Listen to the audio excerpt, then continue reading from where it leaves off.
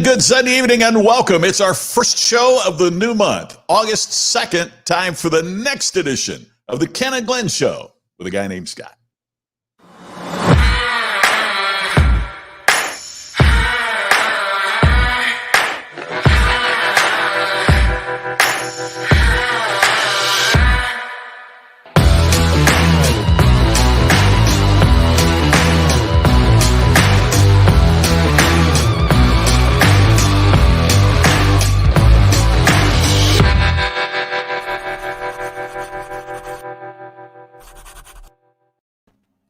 And let's bring him in. We got a lot of great stuff to talk about tonight. Please welcome Ken and Glenn.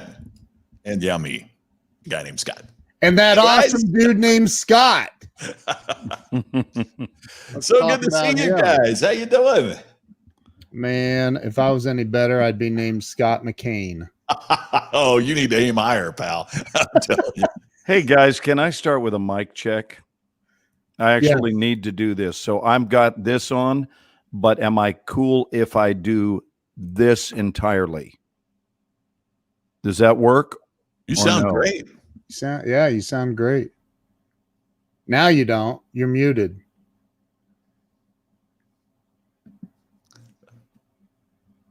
You're still muted. How about now? Oh, there you are. Yeah, but is this good enough? Because it's not the mic you're hearing. No, that's terrible. Okay. I mean, it's okay if you don't mind sounding like you're in a 55-gallon drum. Yeah, you guys keep talking. I'll figure it out. You had it though. You had whatever it, you right? had at first. Yeah, sounded fantastic. Yeah. All right. Yeah. Karen Look Potty. at all the comments already. Good grief. Yeah, look at this, man. Look at We haven't even Janelle. earned our keep yet. Look at Janelle's beautiful smiling face. I love that woman. She's amazing. Jose Garza, Robert Brooker, Larry Schneider, Ernest Odell, Curtis Heidel. Is it Heidel? And you never know where Curtis is, man. I'm telling you, Curtis is on daily distinction with me, and every day it's a different city. It's crazy. That's awesome. Yeah. Karen Potty. Geez, look, Charles Coachman. Ernest Odell's already shared it 16 times. Thank you for that, Ernest. So tonight we are going to talk. What are we talking about? About 90 minutes. Scott had the correct answer. It's about 90 minutes. What did you say? You said, what are we going to talk about? I said, about 90 minutes. We were going to discuss a comment that was made years ago by my dear friend Don Rohde. Don didn't know he would get the headline on our show someday, but he said something that just kicked my spiritual butt in a beautiful way. And he's someone who's, I had always admired his emotional consistency. And it's something that I've always made efforts to have in my own life, and I admire it in others, when you can be relied upon emotionally and you're not all over the place. And that doesn't mean you're in the same mood all the time. It means that people can rely on you to be fairly predictable in terms of at least emotional safety. Right. That's appealing to me. It's very difficult to be around someone who is your best friend one day and your worst nightmare the next.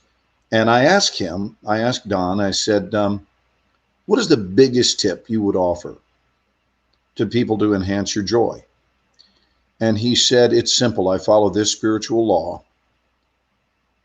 I identify a need within another human being and meet it before they've even asked. And that was a wow moment for me when I thought, wow, so be on the lookout. So here's an accompanying story.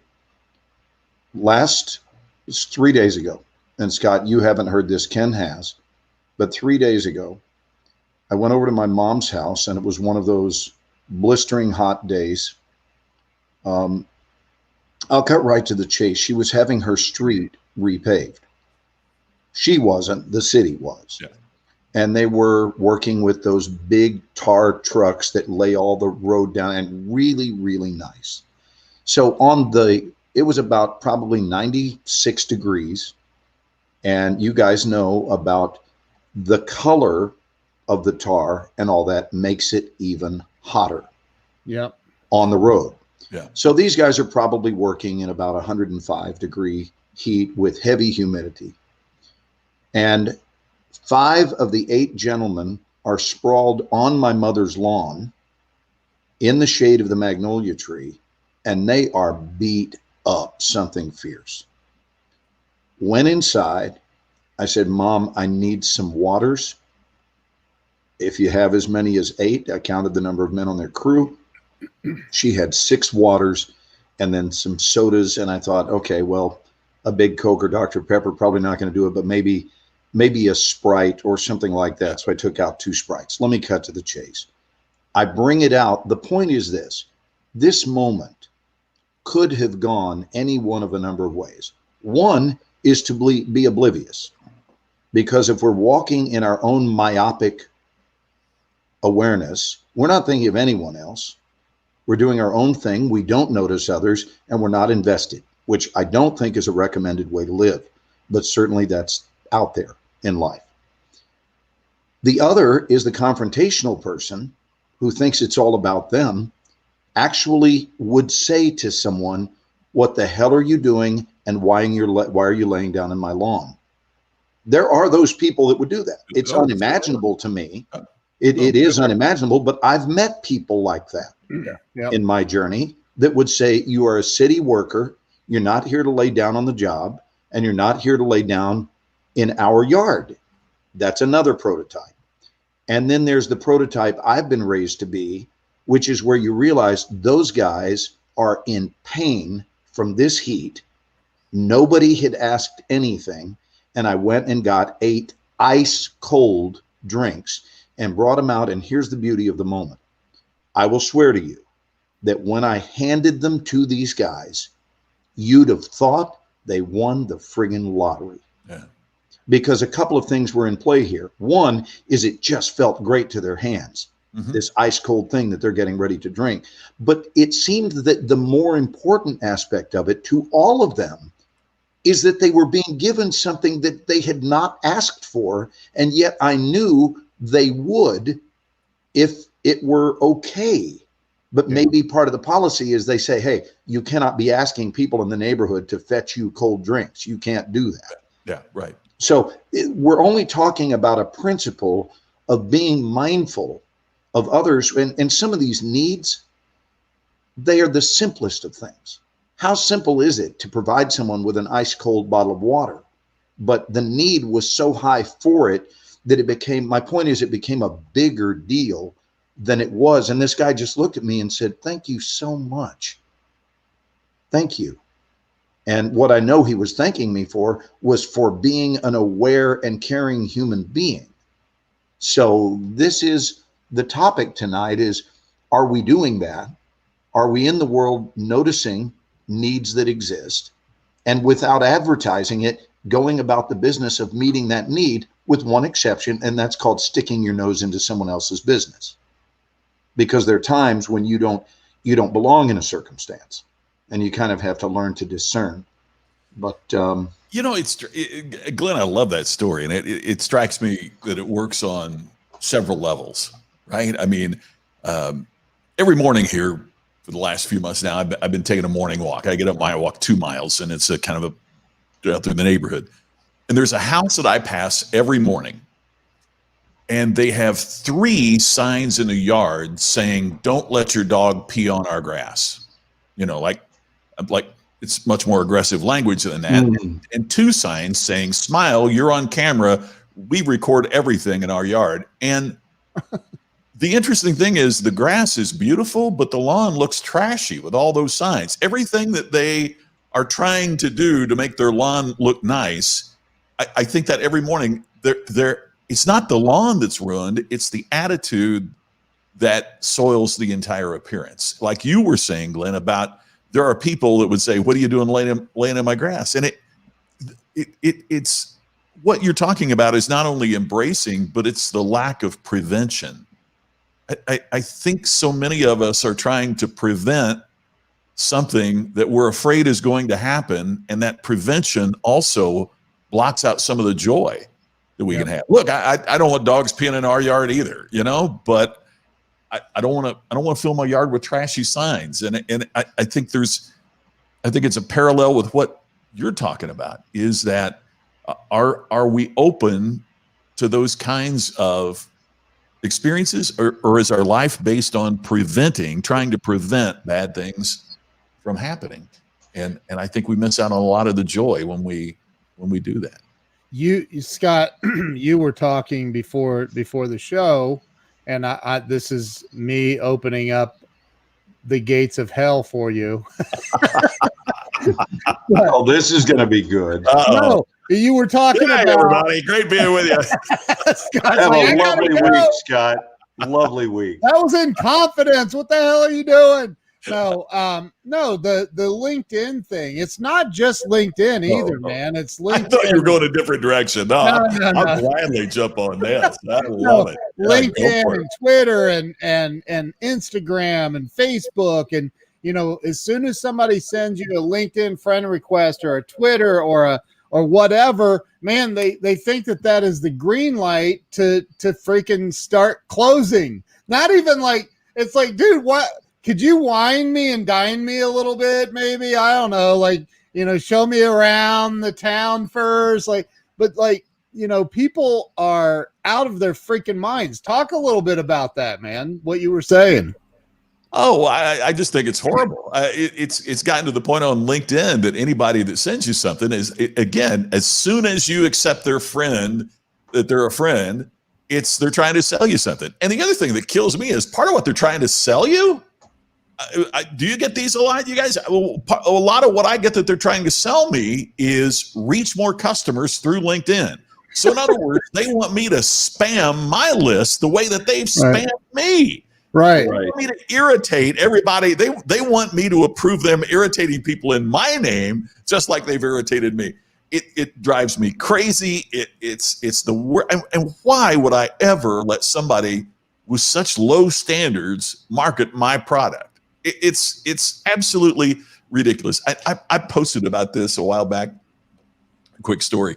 And this guy just raked me over the coals because I was talking about it. I said, how else can you market in today's world? You've got to, and you can't take time to personalize, blah, blah, blah. And he posted his name. Well, the last thing you want to give an angry customer is your name and how to contact you, right? So I did a little Google search on the guy, and it was total coincidence. But his last name was familiar. I did a Google search on the guy, and I wrote back and I said, geez, I can't imagine how you could ever make anything personal. But by the way, I've bought 3 cars in Louisville, Kentucky when I lived there from the dealership where you're currently working. Your uncle is somebody that I know. And he wrote back and apologized. Look, in today's world, it doesn't take that much to find out something about somebody. That's right. Right. They could have said, Ken, I'm aware of that course that you teach, that incredible course on live streaming, and I'd like to learn more about that. Now, if they say at the beginning, when they come back and say, would you like to know more about what I do? You're predisposed to say yes because they've already expressed interest. Right. Right. Or, and this is something that, and I know you're in, this is something I teach. I preach this on my live streams. Glenn's heard it. You've heard it. It's, if you're going to send somebody and I really, truly hope that the people that are used to doing this the way that you were just talking about, I hope you're taking notes and you can figure this out, because it'll certainly make you a lot more money and much more successful if you would learn how to flow power to other people.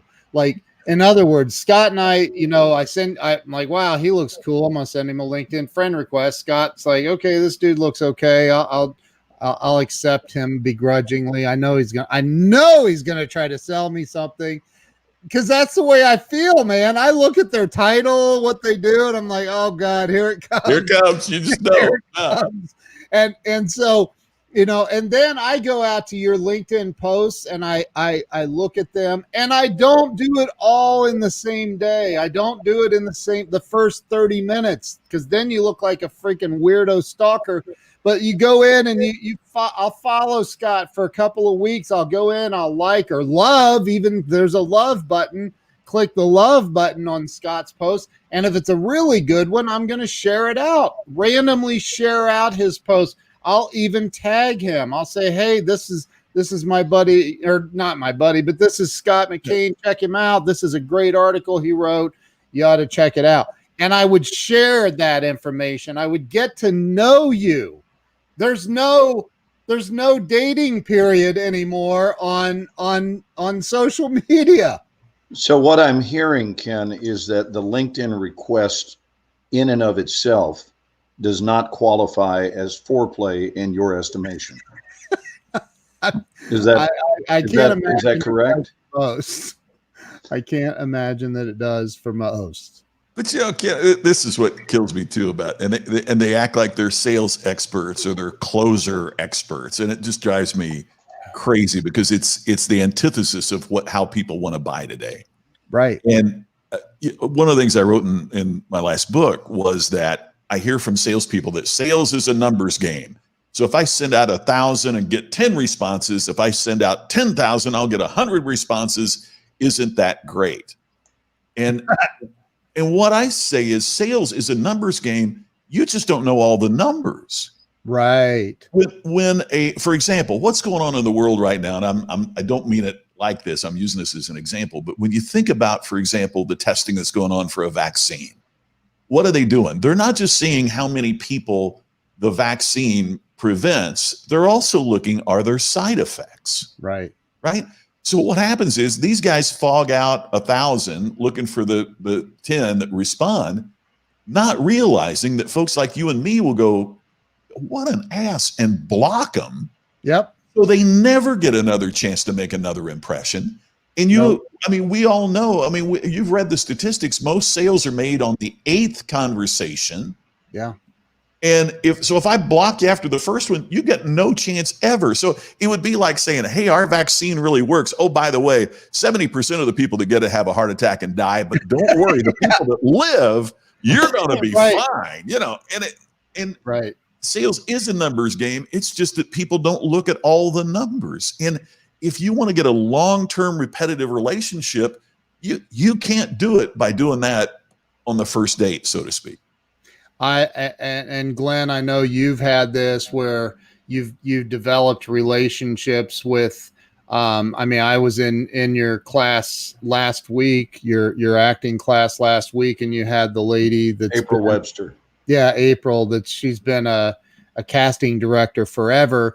The very first time, imagine this, the very first time you meet April Webster and you're a new young actor and you go, April, I've heard so many great things about you and I just really want to work. What do you have for me? What kind of a job can I get from you right now? What do you have? And you just came at her with all guns blaring.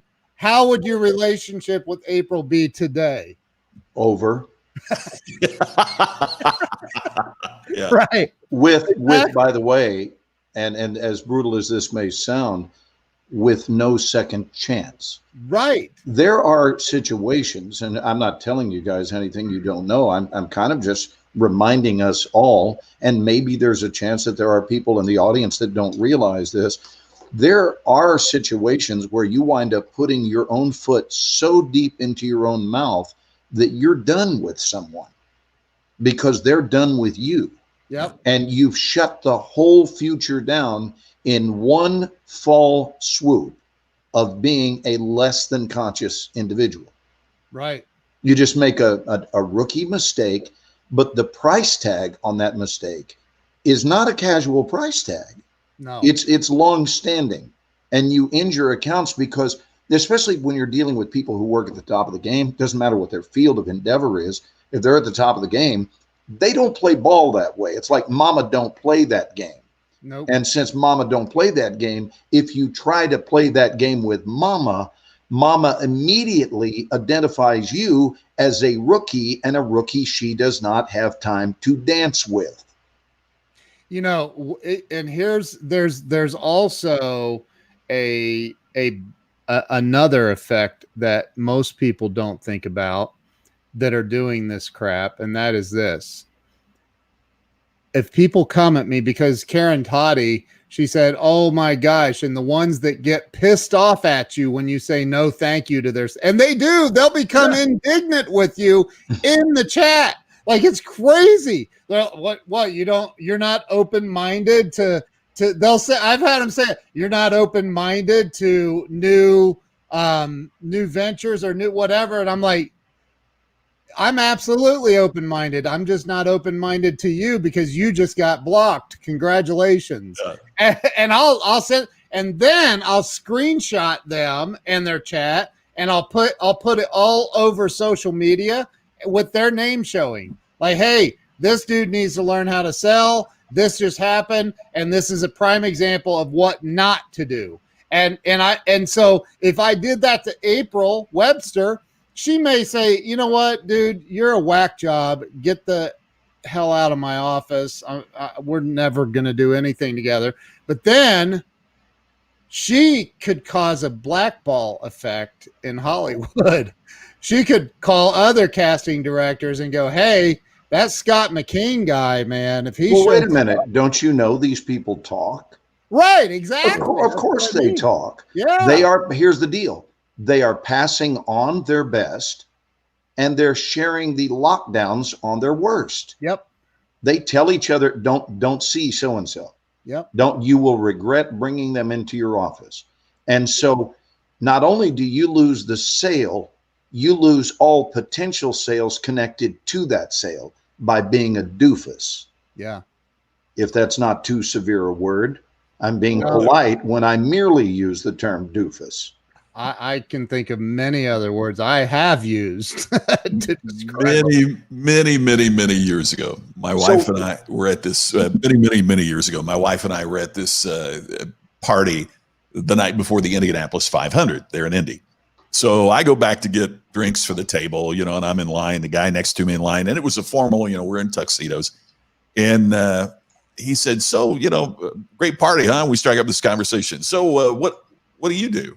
Well, Benjamin Franklin said the sweetest sound in any language is a man's own name. I think today maybe the sweetest sound is when a man or woman gets to say, talk about themselves. I mean, we enjoyed that, right? So I'm telling him what I do. Hey, wow, I don't think there's anybody else in Indianapolis that does that. Tell me more, the whole bit. So naturally I said, well, tell me a little bit about what you do. He said, no, let's not talk about that. Let's, and he asked me more questions about what I do. Now I'm ordering the drinks.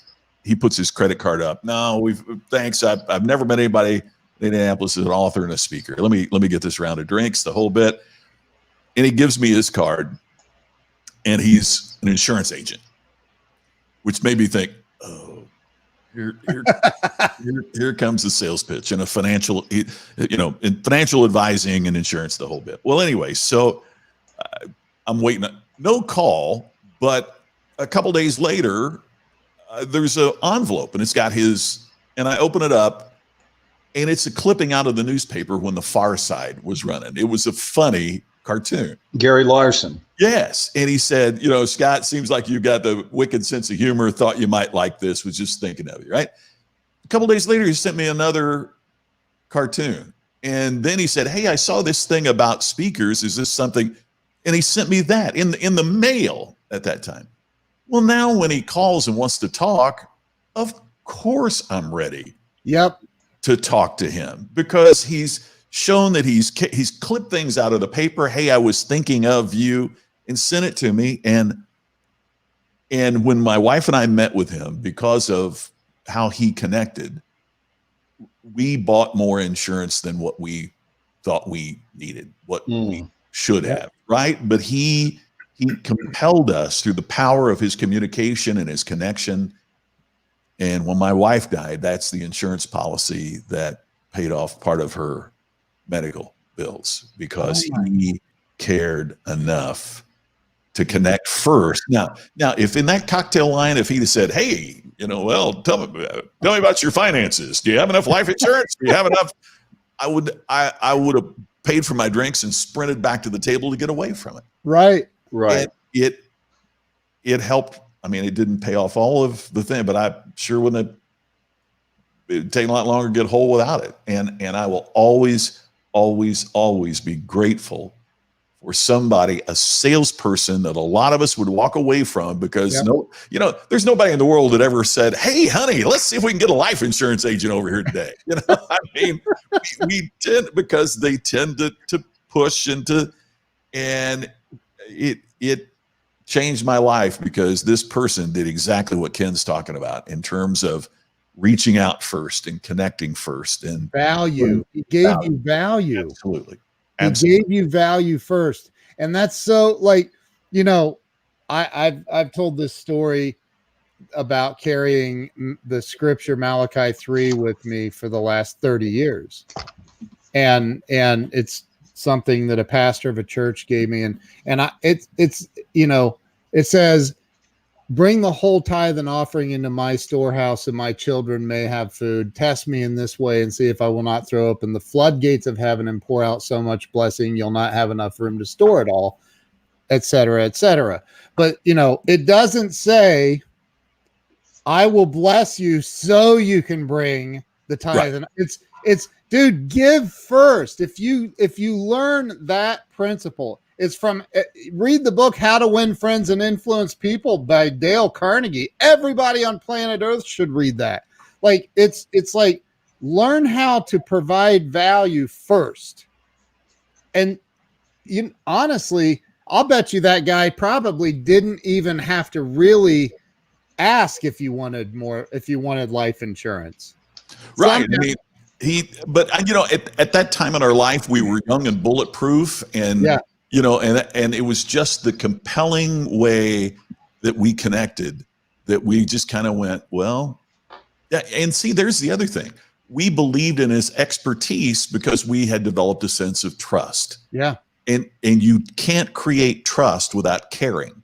Yeah. When have you ever trusted somebody that doesn't care about you or your outcome or whatever? I mean, even when we think about what's wrong in our nation, and I'm, again, not being political, but what we want is to believe that the people in charge, I'm talking about both parties, but we want to believe that they care about us and that they care about our country more than they care about themselves.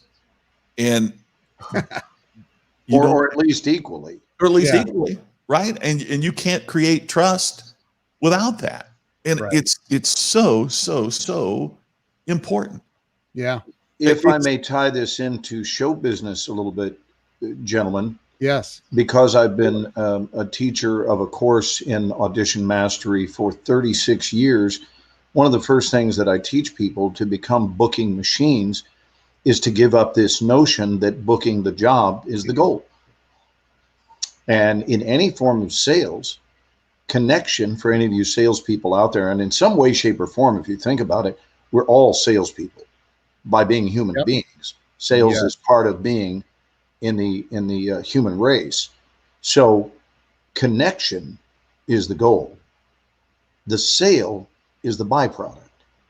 The connection is the goal. And so, did you make a connection in the room? Did you lift the words off of the page and give them birth in a deep and compelling way? Did you move the audience? Did you move them with your humanity? Did you invite them to be moved? Did you invite them to move you in return? Was there flow? Was there circulation?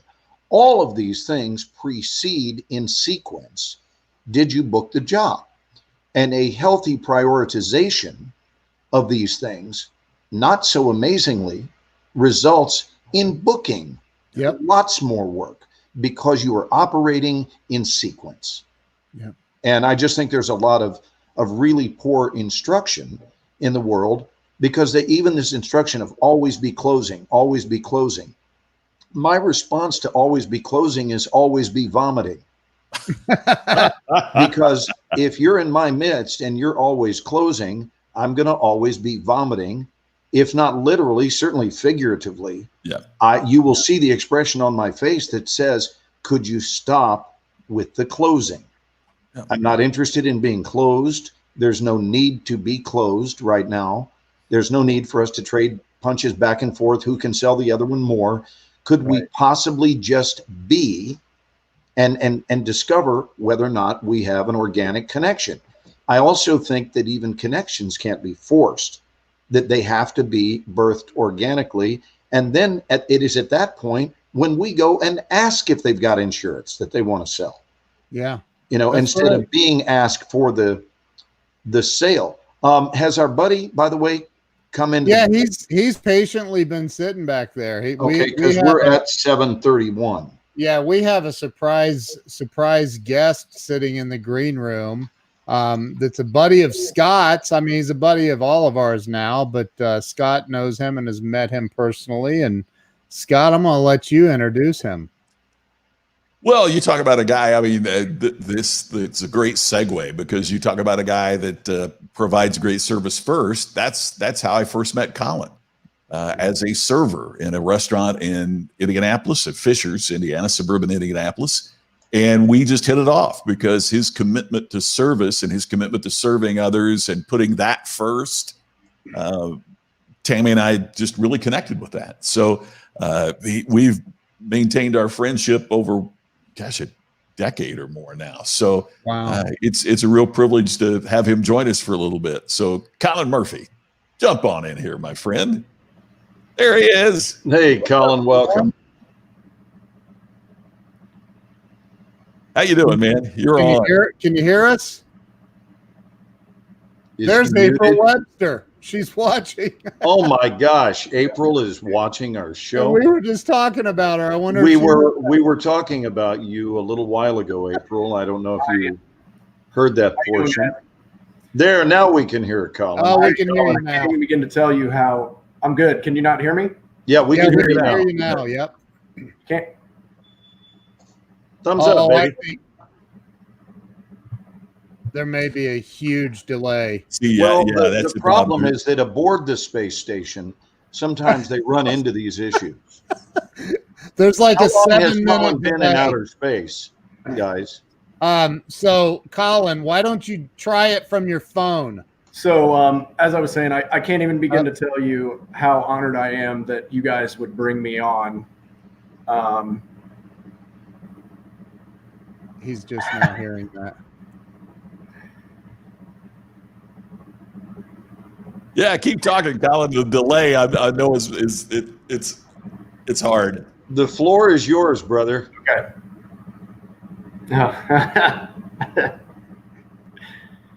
I think he's going to try from his phone. There's literally a 30-second delay, I believe. Okay. You want to have Colin go out and Yeah, I'm gonna remove you from the studio, brother, and come in through your phone. You know what? That is so hard too. Glenn, I'm sure you've done it. I've given speeches before. I had to do this high school commencement one time, or got to do this high school commencement one time, but they had it on a football field, and so the principal and me as the speaker, all that, and then the students are in front of us, the parents are in the grandstand, and I felt like that scene with Gary Cooper from Pride of the Yankees, because I would say a word, and then you would hear it in the speakers all the way across the football field, bounce back. So it was today. Right. I consider myself, the luckiest man. It was so, guys. And you just can't, it's so hard to focus on what you're saying when you keep hearing it back. the reverb. We know that. It's impossible. It's So has really- Colin's audio been healed? Colin, can you hear us now? I can hear you. Can you hear me? Oh, perfectly. That's Awesome. it. real time. Here we go. I'm not sure what was going on there, guys. I apologize for the. Oh delay. no, it's a delay. There's like a 30-second delay in the way that Okay. you were had it coming Yeah. in there, so it's impossible to keep up with. So how you doing, man? Good to see you. It's great to be seen. Like I said about 3 times lagging before, I can't tell you guys how honored I am that you would allow me to come on for a few minutes. Obviously, Scott and I have been friends for, I think we met maybe 2007, 2008, so 12, 13 years or so. Yeah. And as he said, I'm in the service industry, and I'm very fortunate to work for the people I work for, because working for them, I don't I don't ever dread going to work. And the only times I do it's because I did something wrong, not because of them. So work has always been a happy place for me. It's been a place where I go to feel good, which not a lot of people can say. So when quarantine happened, when COVID hit, I didn't have much to do. And honestly, one of the things that got me through a lot of it was Daily Distinction every day at 3 o'clock, or the Ken and Glenn show on Sunday nights. It was something that I looked forward to and kept my attitude very positive. And you guys did so much for me personally. You know, Scott knows me, but Ken and Glenn really didn't before this. You guys did so much for me personally that I felt compelled to do something to give back. So I was talking with Ken about a charity that I would like to raise some money for. And Folds of Honor is the charity that that my dad and I have done some work with over the past few years. It was started by Major Dan Rooney in 2007. And since then, they have given away 24,000 scholarships. They do about 4,500 a year at this point. They are also one of the only 4-star charities in America. 89 cents of every dollar that you donate actually goes to the charity, which is, I was talking with my dad earlier, and it's the highest rate among educational scholarships in America. That's So, yeah, it's amazing. And as I said, when I mentioned this to you guys last week about wanting to do at least $1,000, my dad is doing a 100-hole challenge. I don't know if any of you guys are. I know Ken's a golfer. So on Monday, August 10th, my dad is going to attempt to play 100 holes in a single day. And so we're doing a fundraiser with them. We just put the link live on Tuesday. We're at $2,400 up front. There are some people who are donating by the hole or by the scores that he makes. So hopefully he'll make lots of birdies. And so that money hasn't even started yet. And we're hoping to get to $5,000 at least, which is one full scholarship. And when we do that, because I have no doubt that we will, I wanted to make sure that you guys know that a lot of the reason it's going to happen is because of the positivity that you three try to put out every single day. It's honestly, it has meant the absolute world to me. And now you're going to be able to help. I guess I should say what they do. They raise scholarship money for children of fallen and wounded veterans. So that's where all of the money goes to. And I seriously, I can't thank you guys enough. Also, Glenn, I talked to my mom today, and apparently The Resident is her favorite show, and you're her favorite character. So I want to make sure she knows that. Tell your mama that we appreciate her watching, and what you're sharing with us is the very reason, Colin, that we do the show. It's the reason is to move human hearts and to remind the world that we are indeed one family. And I'm grateful that the show has had that effect on your life, and we're honored to be a part of anything that you're doing about positivity. So, Colin, is there a website that we can go to contribute on? Yes, I sent the link to Ken. I don't think now that I'm on my phone, I had it ready to post in the comments, but I don't think I can do it now that I'm on my phone. Ken, it should be in the Messenger.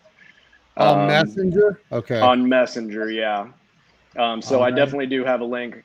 Also, we're not doing a GoFundMe. It's straight through the Folds of Honor website, so there's no percentage taken off the top. Every dollar that you're donating is going straight to the charity. You know, Colin, you make such an important point that a lot of folks aren't aware of in terms of what the administration or management fees are for a lot of charities, that people give money, and many times only a small percentage of their gift actually gets to the people that they're giving to. And the statistic that you quoted is just phenomenal. I mean, people don't realize, that 11 cents on the dollar going to administration, 89 cents going to directly to the people that you're giving to is that's an extraordinarily wonderful figure. And they raise between 25 and 30 million dollars a year, and they still have applicants that they can't give scholarships to. So that's why my grandfather served for 3 years in the Philippines, 2.5, 3 years from 1942 to 1945. I had a couple cousins in the Air Force. My dad and I didn't serve, but they started having these events at the country club he and I are members at. And once you stand there and listen to a girl who's going to college because of the golf outing we're doing, or because people like you are nice enough to let me come on and talk, I don't understand how anyone couldn't be involved. That's really how it is. I just posted the link on the personal page. I will post it on all the other pages. But so yeah, it's a long link. So there it is. But yeah, and feel free to drop that in the comments tonight too, Colin. I will. Absolutely, I will. I'm assuming you're gonna continue watching. Oh yeah. Well, you got to call your mom and say, "Oh my God, I just met Glenn Morshower." I'm sure my mom is watching right now. She's I talked to her earlier. I'm sure she's watching. Yeah, she absolutely loves you, Glenn. She said you're Conrad's dad. I do. I play Matt Zuckery's father, the character of Conrad Hawkins, who is the lead in the show. And I am his billionaire father, who he had a disgruntled relationship with for many, many years.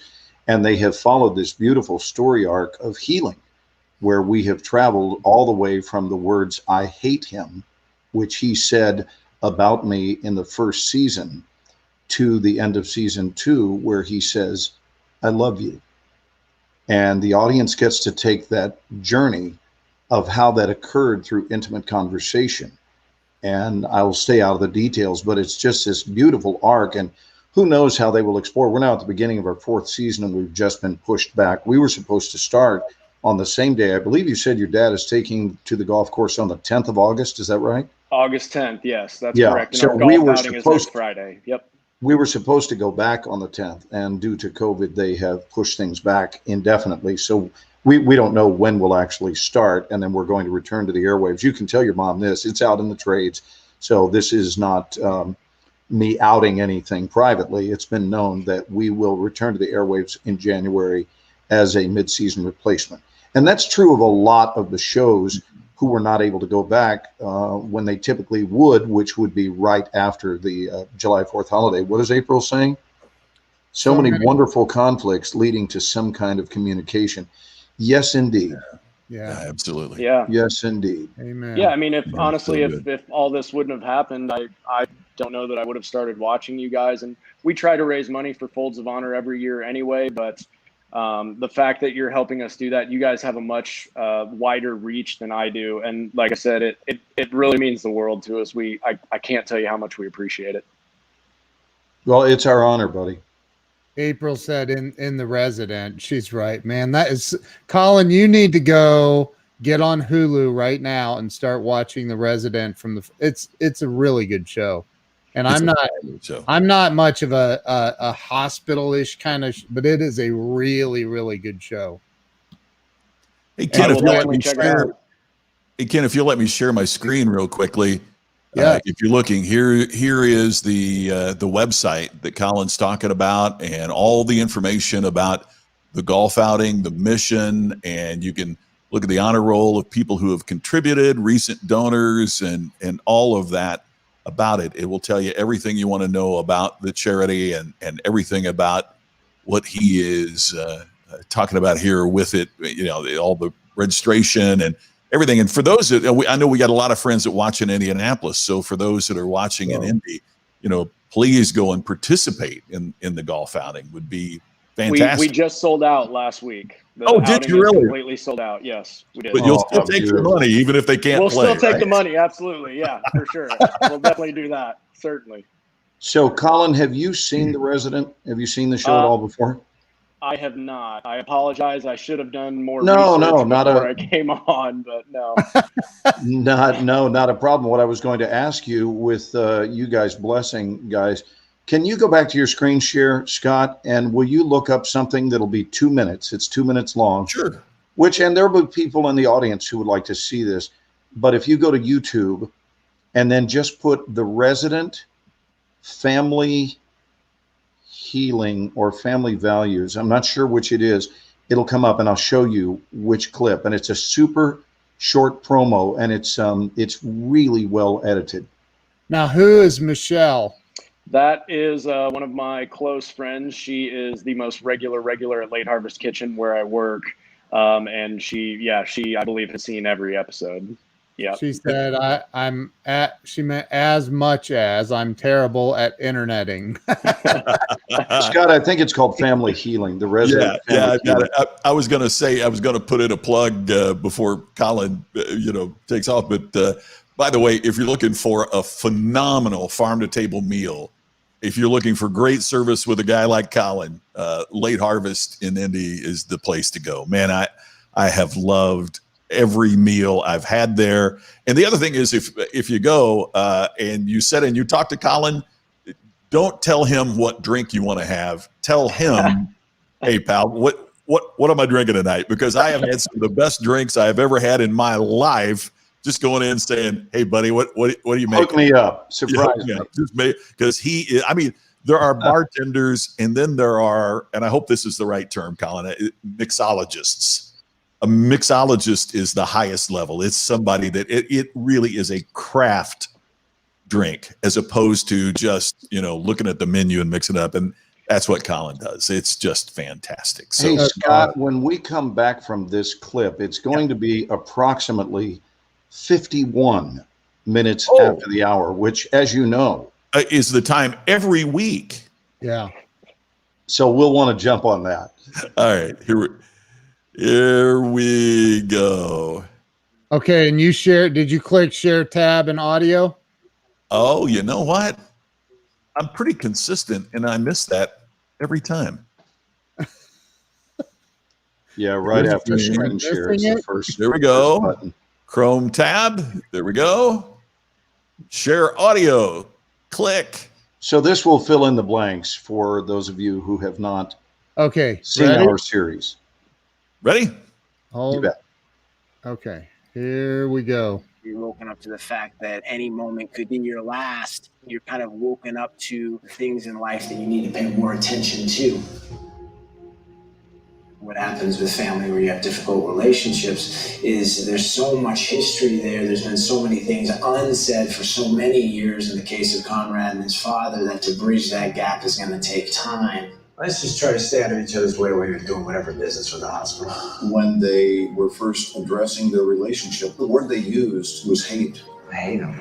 which is a powerful word. They're gradually wanting to take those steps forward, but it's almost like 2 steps forward, 3 steps back. You mentioned before about your mother. That she left you, and that's not how I remember it. Do you want the truth? He's coming into the ER. Your father needs you.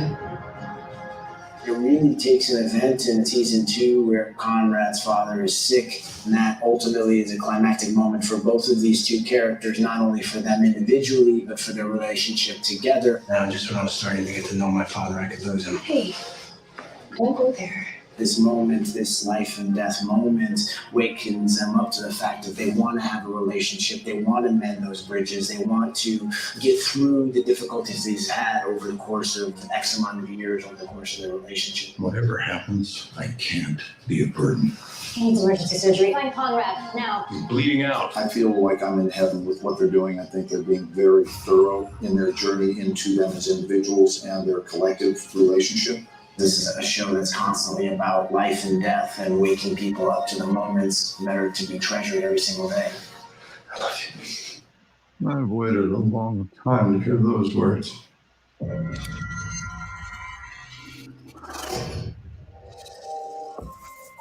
Wow. Yeah, we get into some tender stuff. We do. That's powerful. Hey, it's 51 after the hour, Scotto. Hey, should we tell Colin thank you? We Yes, certainly indeed. should. And Colin, it pal. looks like your mom and your sister are watching. So They that's are. awesome. And you guys don't need to thank me. Thank you. Seriously. The whole reason this is happening is because of you. I truly appreciate it, as does everyone that's being helped by you guys. Thank you. Love you, bud. Continued blessings soon. your way, Colin. Thank you, you, guys. Colin. Appreciate you, man. Thank you Absolutely. so much. Thank you. Appreciate you. Talk to you All right. soon. Okay. Great job. Wow, that was awesome. And Glenn, that clip Yeah. when you said maybe I should make this that oh that's just wrong. I'm kidding. When you said, "Do you want the truth?" I almost wanted you to say you can't handle. Yeah, this." you wanted to turn it into a Jack Nicholson moment. I know. I know. No, We had an awful lot of tenderness there. And sometimes you just, if you're doing the work properly, you leave and you go into it. And the only person that exists for me in that moment, truthfully, is Matt. Yeah. And I am not aware of crew nor camera and not only unaware, I don't care. I care about looking into my son's eyes and accessing that bandwidth where that truth is a reality. And you're not pretending, because it was a reality in the writer's mind. And our jobs as actors are to lift those words off of the page and convert them into the truth that is operating at such a high level that it will be received that way by an audience. And we forget that it was scripted material. If we can get them to forget that they are watching a scripted show, then we've done our job. Here's a weird question for you, Glenn, following up on that. We as the audience look at that, and even though intellectually we know that you're not father and son, emotionally Right. you draw us into that feeling. Have you ever had to create that kind of feeling with somebody that you can't stand? I'm not looking for names, and how does that change you as an actor when emotionally you're trying to convey this intimate, caring with somebody that you can't wait to get away from? I've been fortunate and I also understand why, which is that I have a non-confrontational energy. I extend the welcome mat of love. So the likelihood that I would ever be in a scenario where I'm trying to be in a loving connection with someone that I, to use your words, can't stand, right? I've never been in that situation, but I've certainly witnessed them. Mm-hmm. And I just know that it takes two to tango. So as long as you keep your side of the tracks clean, that'll never be a problem. It's just never been a problem. And I've made movies for 45 years, but I do see it being a problem sometimes for other people. And I'm just grateful that I'm not looking to have difficulty with anybody, not only on set, but in life in general. Life, period. Yeah. Life is too brief to have problems with people. It just is. Shall we cite what's just that's just Ooh, that's just wrong. Yes, it's time again at 5:54, 8:54 in the East, when we always play the game. Ooh, that's just wrong. And had we done it at 7:51 or 5:51 Pacific time, that would have been the time that we always do Every it. week. But now it's 3 minutes later, which is the new time The that new we always time. do it. What is yours, Scott? Somebody else go first. I hadn't. Well, I know Ken needs a minute to think about it. I can always see it in his eyes. And mine is not so much an ooh, that's just wrong. It's ooh, that's just funny. And I've had a few of these, and mine occurred last night in a conversation with my son, and he is talking, and I have to say, words are tools, and it helps to be articulate. Actors, anyone in any kind of communication field certainly should be well educated. They should be articulate. That's just part of the job description. But my son, I look up to in so many ways, and he is really, really smart, really well educated. He got a degree in real-time animation at his school up in the Seattle area, a company called DigiPen, and they design and program video games. And that's what he had wanted to do his whole life. So now he's been doing that. He's 40 years old. He's been doing it for, 18 years since he got out of college, and has moved way up the ranks with multiple companies. So we're talking, and he says to me, he sort of runs out of words. And he said something, and I started laughing, but I didn't comment on it. And we still talked for a few more minutes. And he asked me, what was that you laughed about a little while ago? And I said, just the fact that you probably gave me the best soundbite I've heard in over 10 years. And he said, what was that? And I said, if I may quote you, son, you said to me, Dad, if you will pardon my ineloquence. This is what he said. I said, how is that not the funniest thing you've ever heard? Because first of all, do you understand, my dear son, that it's humanly impossible for you to be ineloquent if you even know the word ineloquent? And he just started laughing, and it's just so true. The phrase, pardon my ineloquence, never needs to be said, because you can't be talking about yourself if you're using the word ineloquence. And I just something about that struck me as hugely funny. And I told him, I said, I'm going to share that one on the show tomorrow night. That's awesome. It's a great one. Trying to transfer a picture because I realized what I saw this week that was wrong. I got, my ooh, that's just wrong is that we're even playing this game. It may be the last week if this continues to be your attitude. I can't. We may officially be done after tonight. Okay, here. I got one. Can I share it with you? Please. Of course. Okay, so I may hold the record. I'm not sure. And it's not a record you want to hold, but these groups of people all over the world, it seems to come from a lot from China, a lot from the Middle East, and a lot from certain regions of Africa. And I see them hitting my website. That's why I know where they're coming from. And I've done investigative work and found it.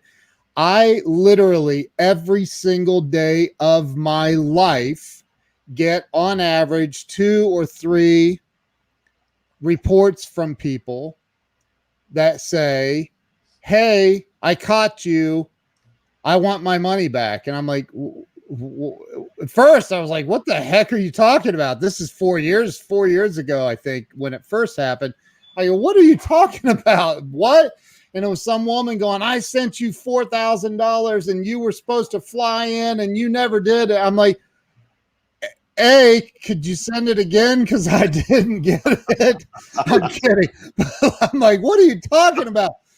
So there is a right now, and this has happened multiple times. If you guys can see that, that is clearly my family, my siblings and my mother and I. And there's a picture of me. And this is a guy named Arazo Anthony Scott. And he has pictures of my little girls on there. And he has this fake profile. And there are these fake profiles. Literally, I deal with this multiple times a day. And I have for about 4 years now. And this has been reported somewhere around 70 times since yesterday. And Facebook will not take it down. They said it does not go against their community standards as a fake profile. Facebook has all of this stuff that they're policing, and they're, oh, that's fake news, and they're taking it down, and they're saying they're doing all of this stuff, policing everything else, but they cannot take this profile down. That's just wrong on so many levels. And literally, I report it.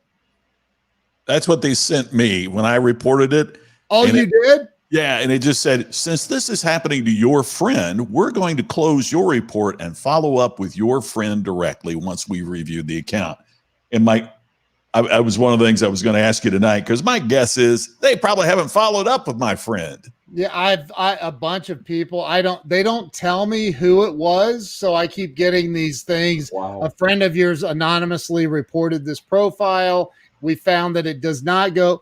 And when I've reported it, like normally when I report a fake profile, man, sometimes they're Johnny on the spot. I mean, they take it down within minutes. This one is lingering. I don't know.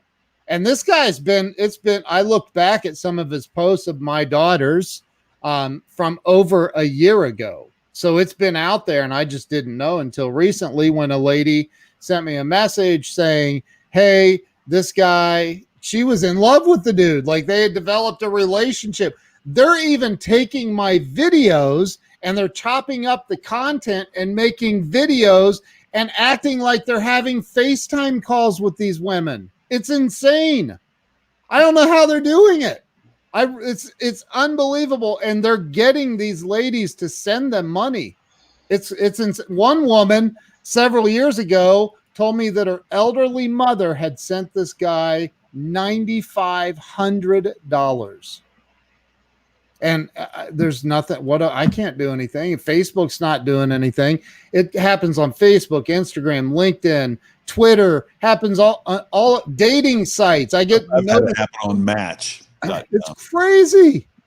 Like, that's maybe a little bit beyond. Ooh, that's just wrong.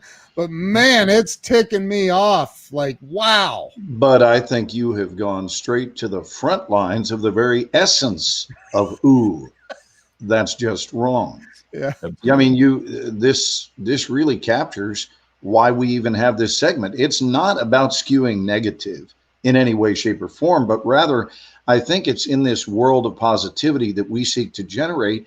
We can't help but notice from time to time that there is human behavior that we scratch our heads and just go, that cannot have just occurred. It's crazy. That didn't just happen, and yet it did. And so we set it up as really just kind of a humorous thing, but I'm sorry that happened, Ken, because it's kind of, at the bare minimum, it's disconcerting to have your image floating around with a fake name associated with it on the internet. That's just wrong.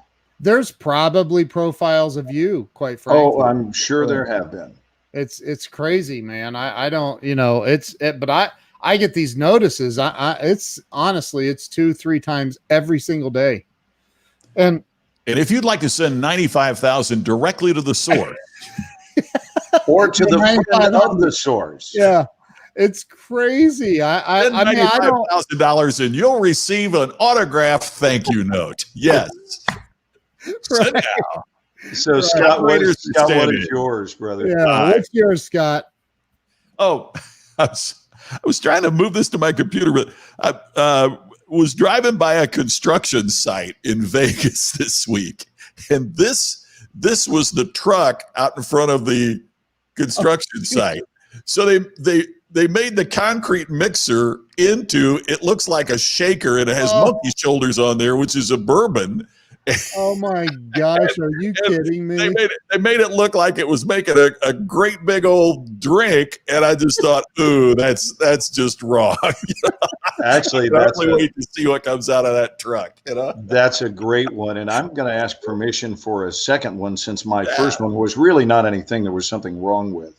But I do think that this one is an ooh, that's just wrong. And Ken, actually, despite our difference of opinion in this, I actually think you'll find this humorous, which is that with regard to mask wearing, there is a middle road prototype that I don't think we're discussing enough. So there are the mask wearers and there are the non-mask wearers. And then there's the third column, which I call the pointless. And the pointless I run into at least once a day, and I can't seem to help myself but to say something to them. I'm not rude when I do it, but the pointless are those who feel that the mask is best when utilized as a chin strap. Have you seen these folks? All the time. Where they walk around and it neither covers their nose nor their mouth, rendering the wearing of the mask meaningless unless you're concerned that your beard might infect me, or if you're clean shaven, that your clean shave might somehow infect me. And I actually had a word about it, and there's a reason. The reason I had a word about it with someone at a 7-Eleven last night was because there were signs posted. So this is where I start having more intense feelings, is when I see a store that posts must wear mask, and then the people working inside don't. Yep. So it's sort of like it's either or, kids. If you're going to post the sign, you wear the mask. If you're not going to wear the mask, you don't post the sign that the customers must wear one. So I informed this employee that his chin strap consciousness was not benefiting anyone, and that they should either get it right or take the sign off the window. And I was firm. I wasn't rude. I certainly wasn't nasty, but I was serious, because to me, this is why we set up, ooh, that's just wrong, is what is the point? Did someone think you get bonus points by just having it around your neck, and that somehow there's some sort of scorecard? Anyway, I thought it was bizarre. So that was one of mine. What are you looking at? Oh, it's over somebody's eyes. Favorites right there. He puts his mask on over his eyes so that he. That story only gets better, Scott. It only gets better. Please tell me he's an Uber driver. It's a guy on a plane, and he's on the flight, and he took his mask off and then put it over his eyes as a blindfold so he could sleep on the plane, but his nose and mouth are exposed. So what are some of our comments that are coming in, Keno, that we can acknowledge this evening? There are billions of dollars given to these scammers. Yeah. Go to Social Catfish. They will help you. Okay. By the way, April, if you will just let us know whether or not you're still on. I have something that I want to tell you, but it's pointless to say it, and it's okay for public consumption because it's actually kind of funny. I'm trying to see. I'm going to see if April will let us know if she's still watching, because something. 8:50. Oh, she's still. Oh no, that's an older one. From 8:50 my time. So. All right. Well, I'll say it. I'll say it anyway, and maybe she'll be there. But the other night when April was in the studio, Ken at some point private texts me, because I'm sort of hosting the event and she is our special guest. And he says, "I'll bet you're enjoying that salmon." You remember this, Ken? He tells me, "I bet you're enjoying," because he knows I eat a lot of salmon.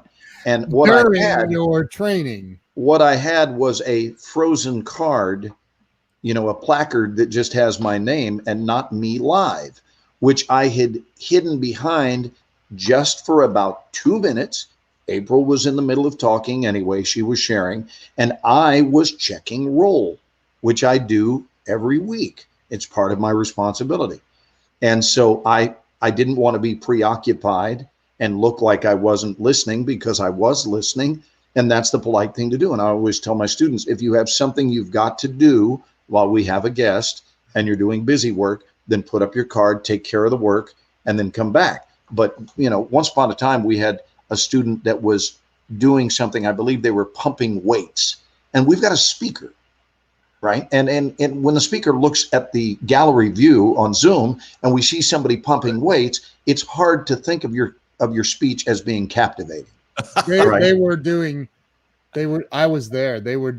hip thrusts with the camera down. I think that may have been another time. We also had a hip thruster. This was like bench presses. Oh, okay. And I know that they're listening, but the point is it looks disrespectful.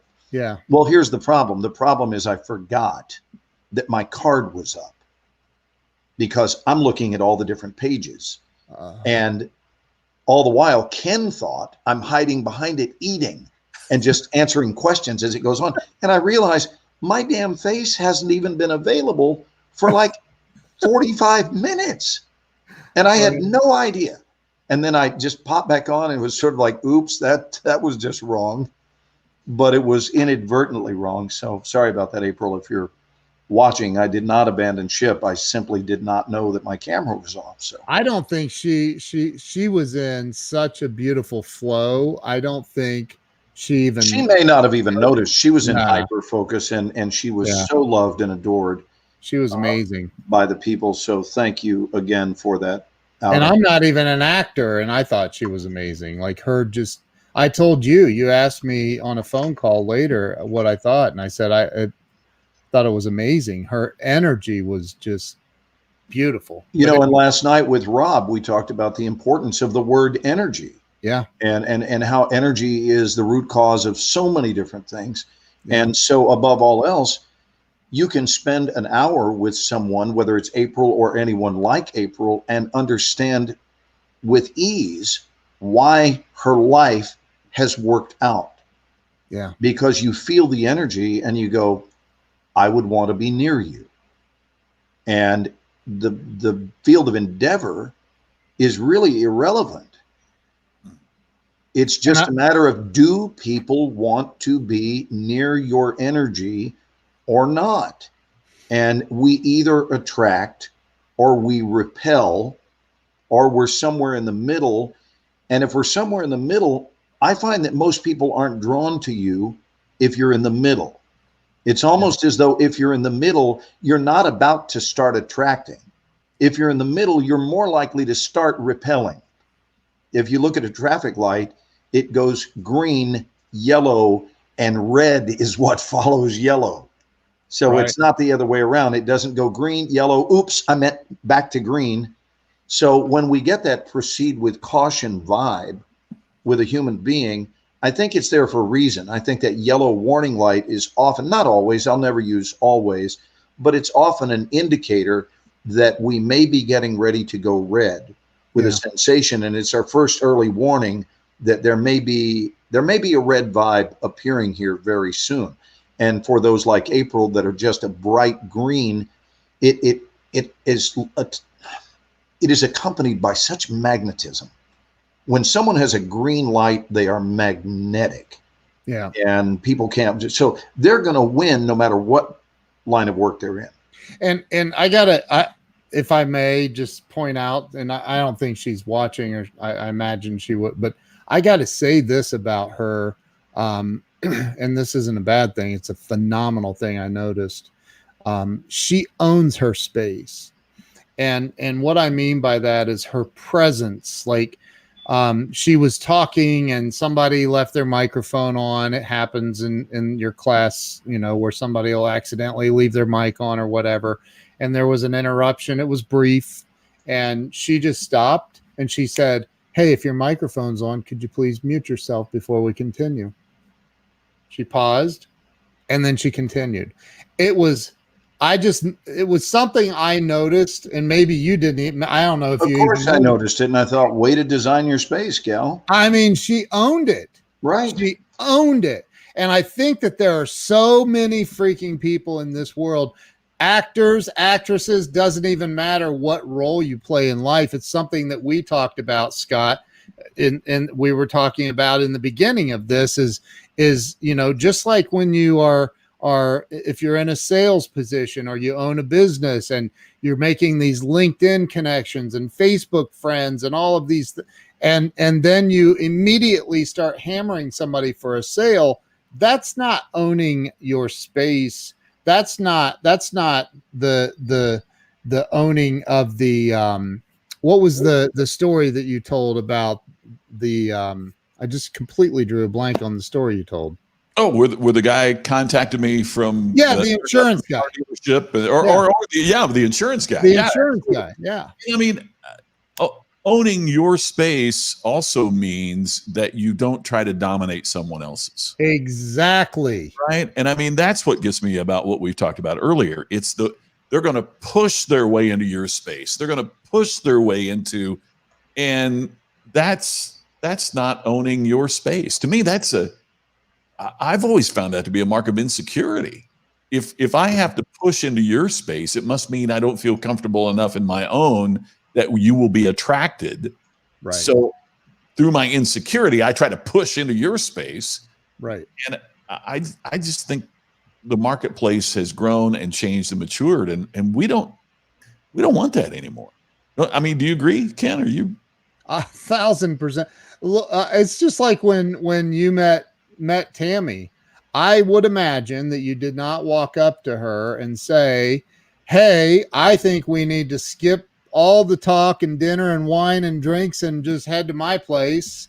Yeah. And maybe, I mean, we are in Vegas. Let's get married tonight. Yeah, let's get married. Is July 7th or 8th good for you? Right. Or a wedding at 1 o'clock or 3.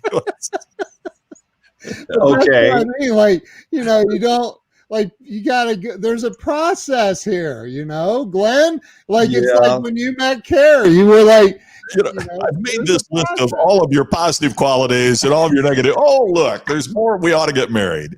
Right. The Ben Franklin close. There you Right. go. Yeah. Well, you just hit on a nerve. I didn't know that I would be bringing this up, but both of you, if you've been around the speaker world, and I know you both have, for any length of time, you will have been exposed to my single biggest turnoff phrase: yes or yes.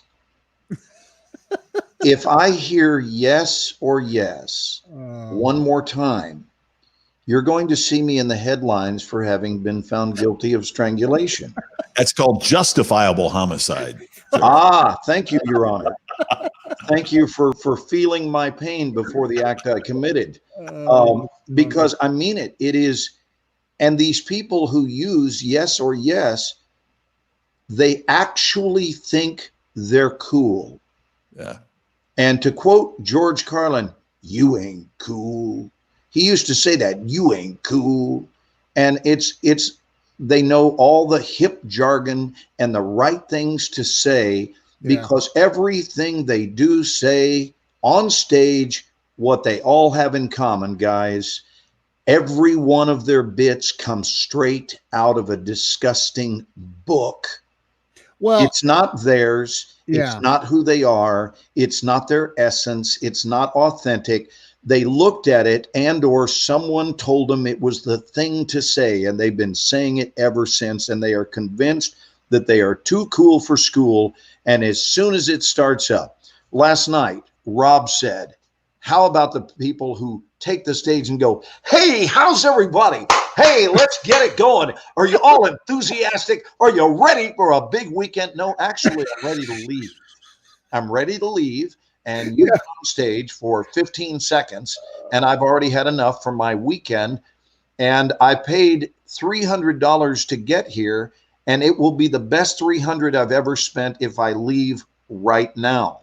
Yep. So I don't know, Scott, I know you've been a speaker for so many years, but am I out of line here to be so reactive to the phrase yes or yes? Because that's how I start every speech. The problem is it leaves in the early out. days. I did. I really did. I started in the early days of my speaking career because I didn't have a lot of experience. So I tried to make up for it in enthusiasm. And that's how, and I had a speech coach, the late Ron Arden, who was a British Shakespearean actor that moved to San Diego and coached actors, then got into coaching speakers. And there were two things that he said that changed my life. One was, and when I went to him the first time, I was 29 or 30. And he said, seeing a guy 30 being enthusiastic, it's tolerable. At 40, it's irritating. At 50, it pisses us off. And at 60, it's just sad. Wow. He said, how long are you going to keep this enthusiasm crap up when you run on stage? And I was like, the other thing he said is, holy crap, ouch. He really made he said, and where do you get your material? And I said, "Oh, Ron, I speak from the heart." And he rolled his eyes and said, "Oh, not another one." And I was like, "Oh, meaning of those?" Oh, yeah, not another one of those. Tribe. Yeah, and he said, "Never forget this," and I've never forgotten it. He said, you write from the heart, but you speak from your skill. Mm. And that was a life-changing thing to me, because he said there are too many people that say, I'm just going to get up here and speak from the heart. And okay, and I'm in the audience thinking, so what if you're having a bad day, you know, or what if something happened to you? Do I have to? The other one, the audience is not your therapist. Mm. You Yeah, are there that's to good. serve the audience. But he said, I see too many speakers where they want the audience to be their therapist. I'm missing right now. This evening, there's the National Speakers Association convention is going on right now, and there's a session going on right now that a buddy of mine is speaking at. I'll catch the replay. But we had a line that there is a section of that group that has written more books than they've read. Wow. In other words, to your point, Glenn, there are many speakers out there that are giving book reports. Well, I've just never been a fan of someone deciding that they know how to better live my life than I know how to live my life. So I have two choices, yes or yes. And to go back to you guys' earlier reference about dating a woman, if you said, I'm now going to fondle your body, yes or yes? You know, I mean, it's night number one, and you hand her the popcorn at the theater and inform her in her left ear that you're now going to fondle her body. How do you feel about that? Yes or yes? Right. And it's so blatantly manipulative that they are done, and I am done with them. And I guess they assume, and they assume wrongly, that they are closing you because they are forcing you to behave as the lemming they perceive you to be. And here's the reality. Not everyone in an audience is stupid. Yeah. Let me be real clear and take up for the audiences of the world. And frankly, how dare you, whoever you may be, you speakers who may happen to listen to this show, how dare you assume that the people who are paying their hard-earned money to come to your events are stupid? How dare you assume that? Because what I notice is they're not too stupid for you to take their money, right? So if you're going to take their money, then have some respect and treat them like the human beings that they are, and understand that they have their own ideas, their own priorities, their own urgings, their own decision-making abilities, and to support them in doing so instead of trying to force feed them your precious program. I would say that at least 50% of the people, and this is a bold thing to say, and it may rustle some feathers, and I genuinely don't care, but at least 50% of the people that are in the personal development industry are not actually living lives that you would want. You just heard me. I just outed probably 50%, and I will never name who those people are in my view, but they have sold you on a facade of wellness. They have sold you that they somehow are living a life that is superior to your own. And I would invite all of you to go and look in the mirror tonight and decide that your life is as superior as you wish it to be. Yeah. And as you are as ready as you are for it to be. And don't be so quick to give away your power just because someone is up on a stage and has a microphone. I think it's a huge mistake. I think that's why Zig Ziglar has remained as such a figure even after his passing, is because so many of us that knew that he was so congruent. You know, I didn't agree with everything that Zig said, but I knew that if Zig said it from the stage, he lived it. And so the front of the stage and the back of the stage, Zig was the same man. Absolutely. That to me is admirable. And you know what? I've talked to Julie, his daughter, is a dear friend of mine and a client, and I've had just really in-depth conversation. And I've said, okay, Julie, now give me the lowdown.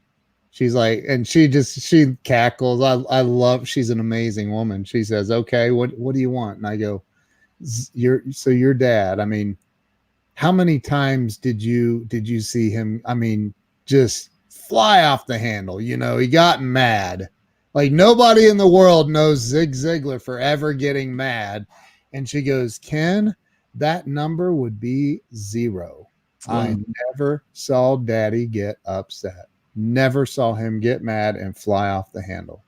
And that, you know, when you live like that, then you don't like, there's a speaker / trainer that I find to be one of the most despicable human beings on the planet. And I am going to mention, now I won't mention his name, but I'll just say Leonardo DiCaprio portrayed him in a movie. and I'll leave it at that. And he may have been called the coyote of some street or something. Some kind of marsupial. Yeah. Canine kind But of. like this guy is just people like that. You can just feel, you can see the slime ooze. I would never, ever, ever in a million years want a salesperson to work for me that behaves like that. I would never in a million years I would never, ever, we're getting some bad. I'm gonna cut off the Twitch feed because there we go. There, I got rid of Twitch. We were getting some bad spammers on there. But anyway, I would never want a salesperson working for me that's like that. Just I wouldn't. And I would. We've all dealt with salespeople like that or people like that, and it's the most uncomfortable thing in the world. I've got a pal who is a speaker, and you know, you got here you have the guy that you were talking about that committed fraud. Yeah. And a lot of people lost their money because of it. I've Yeah. got another friend named Chuck, and he went to prison for a Ponzi scheme for fraud. Well, in fact, what you find out is he paid everybody back. He realized that he'd done them wrong, and he paid everybody back.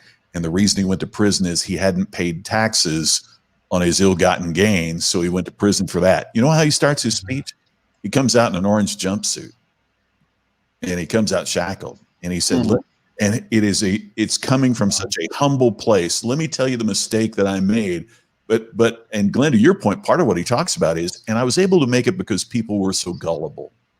So he said, now I've devoted the rest of my life to saying, you know, here's how you can avoid being taken. Here's what you need to do. And he is such a humble and genuine guy, and paid everybody back. Wow. And it's just amazing to me. If I'm booking a meeting, I can't imagine why you would put an example like the slimy guy who has no humility up there, as opposed to the guy that will come out and say, you know, here, I did time for this, and I was wrong about this, and I want to show you how to avoid people like me. And it's a powerful presentation, an amazing presentation. Here's two guys coming from, in a sense, the same place, right? They took people. Yeah. And one guy is saying, "Hey, let me show you and the other guy is saying, I was so wrong. Let me show you how to make sure that this doesn't happen to you." Yep. Right. Chuck Gallagher, by the way, if you want to look him up. Great guy. What's his name? Chuck Gallagher. Gallagher. Okay. Great guy. Awesome. I'll look him up. So I mean, look, I think that from my perspective, and we're getting close to the end of this. So from my perspective, I think, and Scott, obviously all of Scott's books are good. So get all of those. My book is excellent. So get it as well. And you know, I always recommend the book How to Win Friends and Influence People by Dale Carnegie. And it's not about, you know, I've heard people say, "Oh, that's a book that teaches manipulation." I disagree. It teaches you how you need to communicate with people to get what you want in life, like how to be a good person to get what you want in life. And Zig Ziglar said it. I mean, we're all, in that sense, we're all, you know, you could paint it as selfish. We all want success. We all want to be comfortable. We all want, happiness and joy and freedom. And so, take the steps in your life to learn that instead of just getting on Messenger and hammering some. I mean, literally, while we're talking about this, there is a message that just popped up on Facebook Messenger about 10 minutes ago. I almost interrupted you, but I'm not that rude. This person says, sometime I would like to learn about Client Solutions, which is not the name of my company. It's Client Solution Innovations. The letter N, exchange business info. Thanks. Let's talk this week. So he's getting blocked as soon as we're finished here, because I don't even know this person. He's not on here. And if he is, he should be, oh, hey, I shared this out. Hi, nice to meet you guys. I shared this out. That's the way that you do it. It's not like, hey, let me hit you up in your private messenger and try to get you to think I'm cool enough to communicate with. It's crazy. So I'm just grateful for our conversation this weekend that we said we will not end the show until your temper has hit a certain boiling point. And that when it does, it'll be time to cap the show off. And it seems like we've arrived at it. Oh, would you by the not way, can you eliminate Charles Coachman's thing back up here? Charles has said some really cool things. And hello, Robert. He said, Ken, it was me. Scott was in mid. No, I'm talking about when he talked about the enthusiastically incompetent. Yeah. He referenced that. And Robert Brooker, you said hi. And I believe Scott was in mid-share, and I didn't want to trample on it, so I didn't say anything back. But hello to you, my friend. Do you see Charles's comment? Charles said several things there. Yeah, he's got a bunch. Not this one, right? Smash watermelons. No, it was just he was talking about. Basically, we're talking about. Scott was talking about the disgusting age ranges for enthusiasm, and that it just doesn't always play as being something that's attractive, and sometimes, especially when it's inauthentic, it becomes an instantaneous turnoff. There it is. You lose people coming right out of the gate. Yeah. Yep. All right. Well, gentlemen, are we wrapping up? Thanks to everybody that chatted here too. That was really fantastic. A lot of great comments tonight. Have a wonderful week, guys. All of you. You do the same. You're on for tomorrow, right? Your class. Yeah, I'll be back in action tomorrow and Tuesday, and then the following week, we're waiting to see if I'm going to do this movie in Louisiana. So we'll wait and see if we close that deal down this week. So cool. All is well. You guys stay safe, stay happy, and please know how much we value all of you. And we'll look forward to seeing you again next week. Thank you for joining us tonight. We'll be back next Sunday night, 8 o'clock Eastern, 5 o'clock Pacific, for the next show of the Ken and Glenn Show with a guy named Scott. We'll see you next Sunday. See you guys next week. Bye.